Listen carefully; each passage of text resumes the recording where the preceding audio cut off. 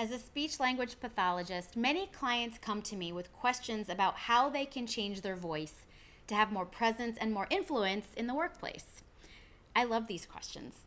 There are a lot of small changes you can make to sound more powerful, more energetic, or more approachable.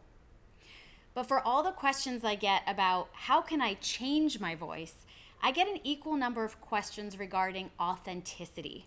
How can I improve while maintaining my genuine self? I want to sound like me, just the best version of me. The goal of vocal practice is not to police, to critique, or to criticize voices. And frankly, manually manipulating your voice in a severe way can be physically damaging to your vocal cords. I don't want you to do that. But sometimes the path to positive change feels inauthentic at first. Think about the first few piano lessons you had as a kid. Did that feel natural? Probably not. What about those golf lessons you've been taking? Does that swing feel natural yet? Not quite. But if you want to get better at anything, you have to practice a new habit pattern. And that can feel uncomfortable and ingenuine until you establish those skills in your muscle memory. So keep practicing that swing and that vocal variety. And the best way to practice is to record yourself. See what you like, toss out the rest. Now, I understand that listening to your vocal recordings can be uncomfortable. Does anyone out there like the sound of their own voice? Anyone?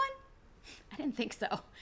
There is a science behind why none of us likes to hear ourselves. Allow me to geek out for a minute to explain. We hear two ways. We hear via air conduction, meaning the sound waves out in space hit our ears directly. We hear our own voice that way too.